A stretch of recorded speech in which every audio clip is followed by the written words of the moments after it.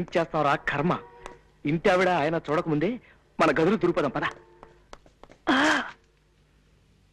తాళం వేసుందిరా. చచ్చావన్నమాట.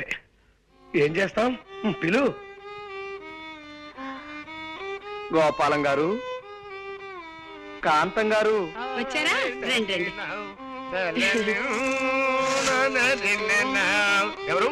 రాంబాబా, ఆగండి ఆగండి. ఎంతక్క రామలక్ష్మణులా ఉంటారా ఇద్దరు.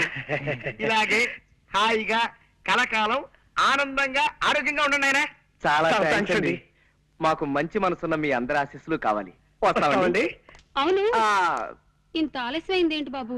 అంటే అది ఊళ్ళోకి శనిదేవుని లీలలు అని సినిమా వచ్చింది అక్కయ్య గారు. నూనె షో చూసి వస్తున్నాం. భక్తి సినిమాకి వెళ్ళొస్తున్నారా? మిమ్మల్ని భక్తి సినిమాకి వెళ్ళొస్తున్నారా అని అడుగుతున్నాను. అవును.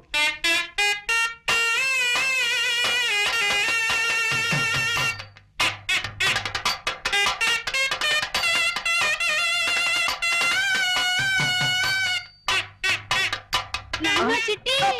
ఏమండి పొరపాటు అయిపోయిందండి. చిట్టి. ఏమండి ఏమండి నా మాటలు వినండి. చిట్టి కూడా ఇలాగే భక్తి సినిమాలంటే ప్రాణం బాబు. ఏమండి? బాబు. ఏమండి? ఏమండి? నాన్న. బాబు, ఇలా ఎప్పుడు పడితే అప్పుడు ఎవరిని పడితే వాళ్ళని కావలించుకుంటుందని మా ఆవిడ అపార్థం చేసుకోకండి బాబు. నిజంగా దాని మనసులో ఏ దుర్బుద్ధి లేదు. మీకు తెలుసుగా, మా ఒక్కగానొక్క సంతానం చిట్టికి 20 ఏళ్ళు దాటకుండానే 100 ఏళ్ళు నిండిపోయాయి. ఏమండి?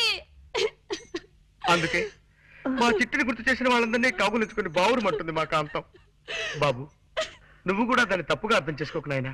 పాప మీరేం చేస్తారులేండి, ఆవిడ వద్దులేండి. ఆపావేం బాబు?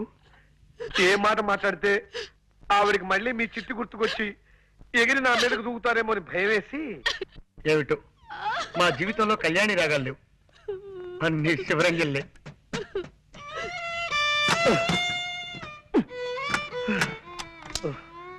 షాబాబాబాబా, చంపేస్తుందిరా. పైగా పిచ్చి ఒకటి.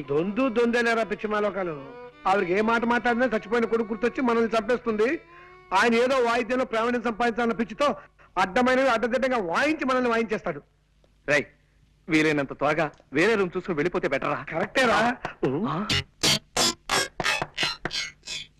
ఎవరు? అక్కయ్యేమో మన మాటలు విందో ఏమిటో గొడవ. ఇంకో ఇల్లు చూసుకుని వెళ్ళిపోతావా చిట్టి అంటూ నన్ను నలిపినట్టు నలిపేయడానికి వచ్చిందేమోరా. ఎవరది? ఒక్కసారి తలుపు సార్. ఆవిడ కదరా? నమస్కారం. నమస్కారం. రండి, రండి. రండి. చెప్పండి. మీరు ఎన్నో ప్రేమ పెళ్లిళ్ళు చేయించారని విన్నాం. ఆ పని మీదే మీ దగ్గరికి వచ్చాం. Very good. ఇంతకీ పెళ్ళెవరికి? మీ మనవడకా? కాదండి, మాకే. మీకా? ఈ వయసులోనా? ఎందుకు పెళ్లి?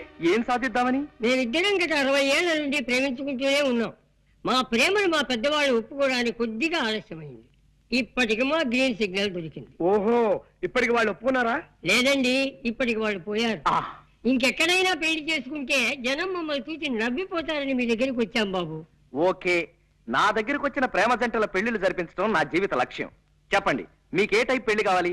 దండల పెళ్లి, మంత్రాల పెళ్లి, సంతకాల పెళ్లి, విప్లవం పెళ్లి, ఇలా 4 టైపులు ఉన్నాయి. మీకే టైప్ కావాలి? మంత్రాల పెళ్లే జరిపించండి బాబు.